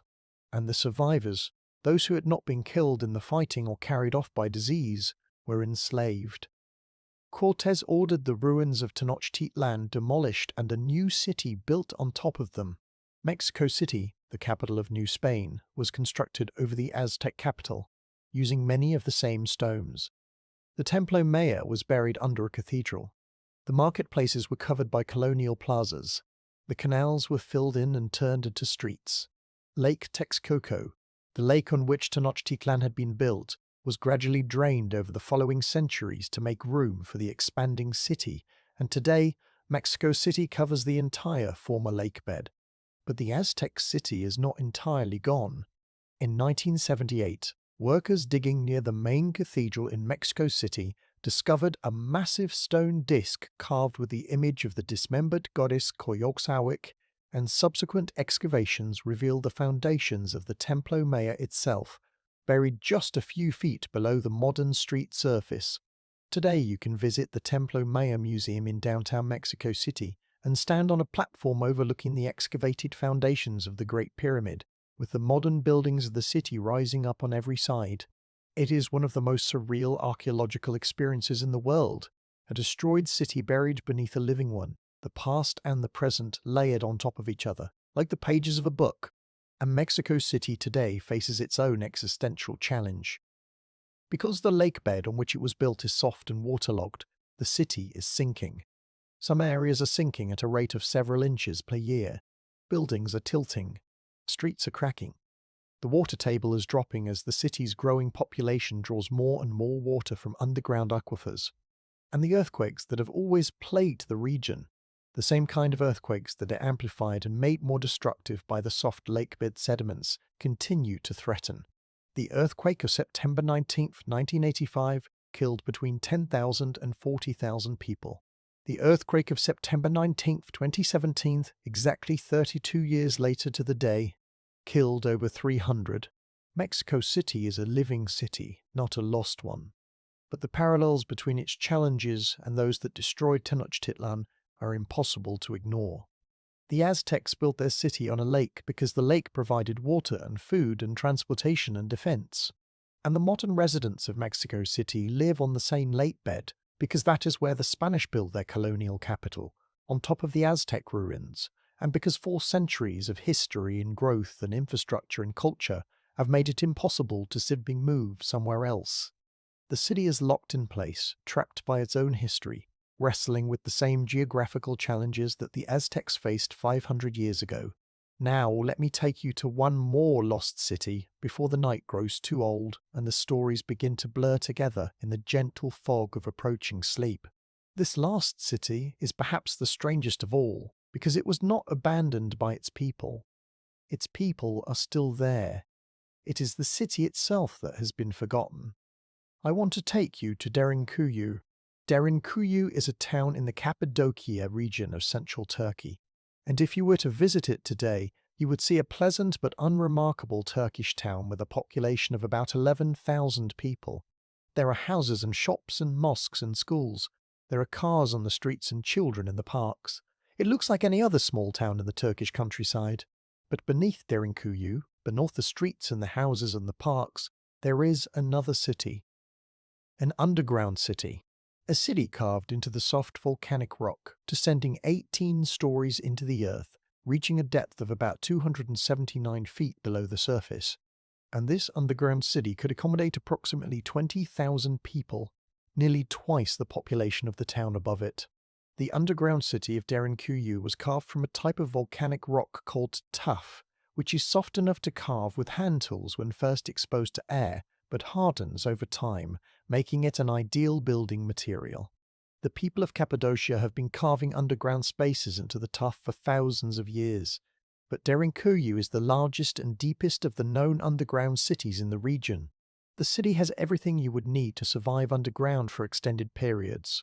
Living quarters, storage rooms for food and water, stables for livestock, kitchens with ventilation shafts to carry away smoke, a church, because the city was used extensively by early Christians fleeing persecution, a school, a winery, complete with a wine press carved from the rock, and, perhaps most impressively, a sophisticated ventilation system of over 50 ventilation shafts that brought fresh air from the surface to the deepest levels of the city, and also served as wells for accessing groundwater. The entrances to the underground city could be sealed from the inside using large circular stone doors, each weighing about half a ton, that could be rolled into place and locked. These doors could not be opened from the outside, which means that once the inhabitants sealed themselves in, they were effectively invisible and unreachable. Each level of the city could be sealed independently, so that even if an invader breached one level, the inhabitants could retreat deeper underground and seal the passage behind them. The question of who built Derinkuyu and when is difficult to answer, because the soft tough rock is not suitable for radiocarbon dating, and the city was enlarged and modified by many different groups over many centuries. The earliest tunnels may have been dug by the Phrygians, an ancient people who lived in the region around the 8th century BCE. The city was later expanded by early Christians, who used it as a refuge from Roman persecution and later from Arab raids during the 7th and 8th century CE. The Byzantines used it, the Ottomans may have used it, and some of the local residents continued to use the upper levels for storage and shelter well into the 20th century. Derinkuyu was not rediscovered in the same way that Pompeii or Petra were rediscovered, because it was never entirely forgotten by the people who lived above it. but its full extent was not appreciated until 1963, when a local man was renovating his house and broke through a wall to discover a passage leading into the underground city. Subsequent exploration revealed the true scale of the complex, extending down 18 stories and connected by a tunnel nearly 5 miles long to another underground city at Cahokia. The existence of Derinkuyu raises a question that is both practical and philosophical. What does it mean to be lost? The city was always there, right beneath people's feet. Some people knew about parts of it. Some used it for storage. But the full extent of it, the sheer audacity and scale of it, was unknown. It was hiding in plain sight, or rather, hiding in plain underfoot, and there may be other underground cities in Cappadocia that have not yet been discovered. The tough bedrock of the region extends for hundreds of miles, and the tradition of underground construction is ancient. Who knows what else is down there, beneath the Turkish countryside, beneath the farms and the villages and the ordinary, everyday surface of the modern world. And this, I think, is the most unsettling and beautiful thing about lost cities. They are everywhere. They are beneath the fields where we grow our food, beneath the streets where we drive our cars, beneath the waves where we swim and sail, beneath the jungle canopy that we admire from the air. The surface of the earth is a palimpsest, a document that has been written on, erased and written on again, over and over, for thousands of years. And every layer contains the remnants of a city, a settlement, a community of people who lived and worked and loved and died and were forgotten. If you travelled this far with me tonight through the great planned streets of Mohenjo-Daro and the ash-buried rooms of Pompeii, through the temple-studded jungle of Angkor and the stone walls of Great Zimbabwe, through the mound-covered plazas of Cahokia and the underwater red canyons, through the rose-red canyons of Petra and the cloud-wrapped terraces of Machu Picchu, through the basalt columned islands of Nan Madol and the blood-stained payapahams of the Natimitz, silent Stein, and the deep, then the D at the islandoid. You have crossed continents and oceans and millennia. You have walked through cities that your own ancestors may have never heard of, cities that were already ancient when the oldest stories in your culture were first told. And if all of this has made you think, even for a moment, about the impermanence of everything we build, then I am glad. Not because impermanence is depressing, but because it is true. And there is a strange comfort in truth, even uncomfortable truth. The knowledge that everything passes, that even the greatest cities eventually fall, is not a reason for despair. It is a reason for attention. It is a reason to notice the city you live in right now, today, this moment. To look at the buildings and the streets and the people and to think, this is here now. This is real now. And that is enough. And now, as the night deepens and the stories settle like dust on the ruins of all those vanished cities, I want to thank you for being here, for listening, for caring about the people who came before us and the cities they built and the lives they lived. If this story found you at a time when you needed something calm and steady and long, if it helped you quiet your mind and slow your breathing and drift toward sleep, then it did exactly what it was supposed to do. And before you go, before your eyes close and the ancient cities fade into the comfortable darkness behind your eyelids, I want to ask you something. We know those moments when you discover something that genuinely changes how you see the world. That moments when you learned about Mohenjo-Daro's sewage system, or when you first saw the faces of the Bayons smiling down at you, or when you realized that Tenochtitlan lies directly beneath Mexico City. Those moments deserve to be shared. If you know someone, a friend or a family member or even a stranger on the internet, who would love to hear these stories, send them this video, share it, pass it along. That is how stories survive. That is how they avoid becoming lost cities themselves, buried and forgotten under the weight of everything else the internet throws at us every day. And if you are not yet subscribed, well, this is your sign. Hit that button, because next time we are going on another journey, to another set of lost and forgotten places. And I promise you, the stories are just as strange and beautiful and heartbreaking as the ones you heard tonight. All right, let us return now, gently, slowly, to the present moment. The ancient cities are sleeping. The ruins are quiet. The sand is still. The jungle is still. The sea is still. And you, wherever you are, whatever room you are lying in, whatever bed or couch or blanket you have wrapped yourself in, you are still too. The world is very old, and it has seen many cities rise and fall. And yet the world keeps turning. The sun rises over the ruins of Angkor, and it is the same sun that warmed the faces of the Khmer kings 1,000 years ago. The stars above Mohenjo-Daro are the same stars that the Indus Valley people saw when they looked up from their perfectly planned streets. The moon that shines on the Mediterranean tonight is the same moon that shone on Pompeii the night before Vesuvius erupted. Nothing has changed, and everything has changed, and both of those things are true at the same time. Close your eyes now. Let the lost cities go. Let them drift back into the sand and the jungle and the sea. They will be there in the morning. They have been waiting for thousands of years. They can wait a little longer.